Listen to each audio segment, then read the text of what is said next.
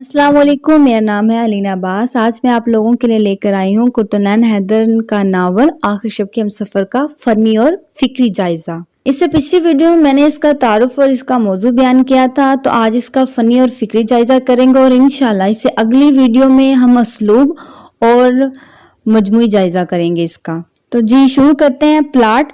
कुर्तुलैन हैदर के नावलों में वाकयात एक तरतीब की लड़ी में परोए हुए नजर नहीं आते, इसलिए नावल आखिर शब के हमसफर में वाकयात भी तरतीब से आरी दिखाई देते हैं। वाकयात में इर्तकाई तसलसल मौजूद नहीं है। वाकयात को अबवाब की सूरत में पेश किया गया। कुल 46 अबवाब में इन्हीं अबवाब के तनाजर में मुसन्निफा ने इस वक्त के मौजूदा हालात और बंगाल में चलने वाली आजादी की तहरीक को पेश किया है। नावल में मुसन्निफा ने बहुत सी बातों को बहुत ज्यादा तवालत के साथ बयान किया है। किरदार निगारी के हवाले से बात की जाए तो रेहानुद्दीन का किरदार है, दीपाली का किरदार है, रोजी का किरदार है। जी, रेहानुद्दीन का किरदार।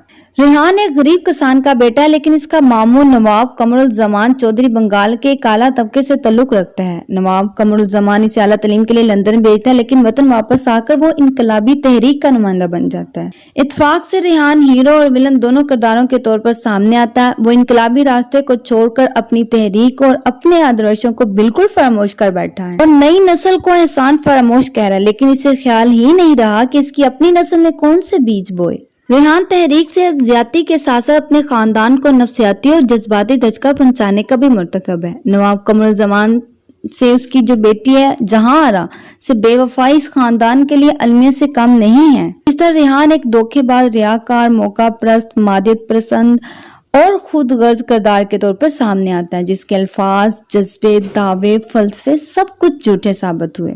और तो और वो एक हिंदू लड़की दीपाली का भी आशिक है, लेकिन उसे हासिल करने में बिल्कुल नाकाम रहता है।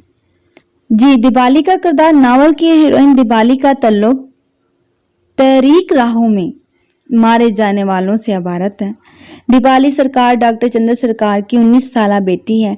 दीपाली रेहानुद्दीन के कहने पर इनकलाबी तहरीक में शामिल हुई है और इस तहरीक में अंडरग्राउंड कारकुन के तौर पर काम करती रही है। वो पुख्ता तसव्वुरात की मालिक है, लेकिन कभी कभी वो अपने तसव्वुरात से मायूस नजर आती है। इसका अज़्म है कि मर्द मौत का मुकाबला मौत से करता है, लेकिन औरत मौत का मुकाबला जिंदगी से करती है। रोजी का किरदार है, इस नावल का मरकजी किरदार है। इसका बाप ढाका के एक चर्च का बुजुर्ग पादरी है। रोजी, दीपाली और जहांआरा आपस में पक्की सहेलियां हैं।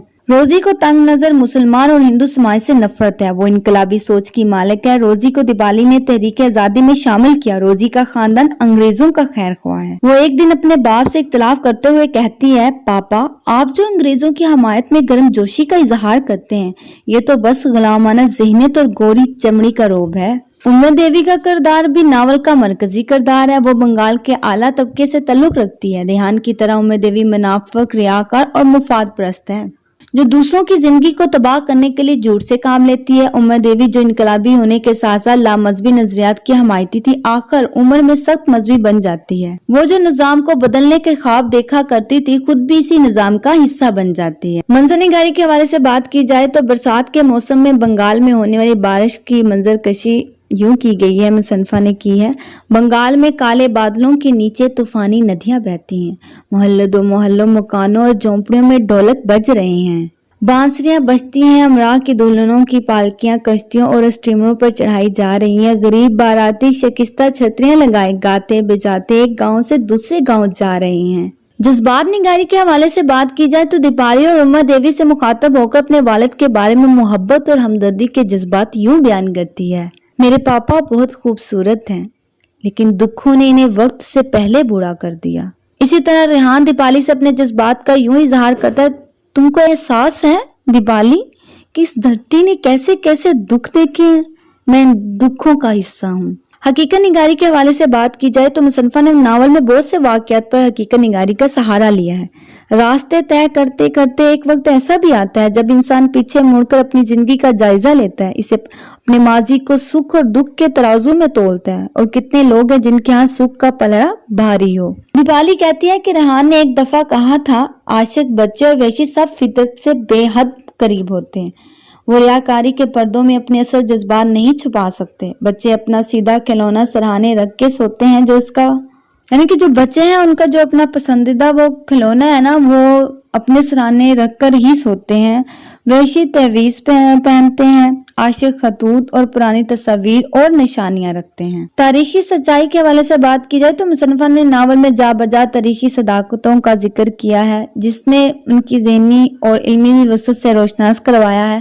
وہ مختلف تاریخی حقائق بیان کرتی ہیں۔ انہوں نے تقسیم ہند سے قبل کے اور بعد کے حقائق کو، واقعات کو سچائی اور بے باکی سے بیان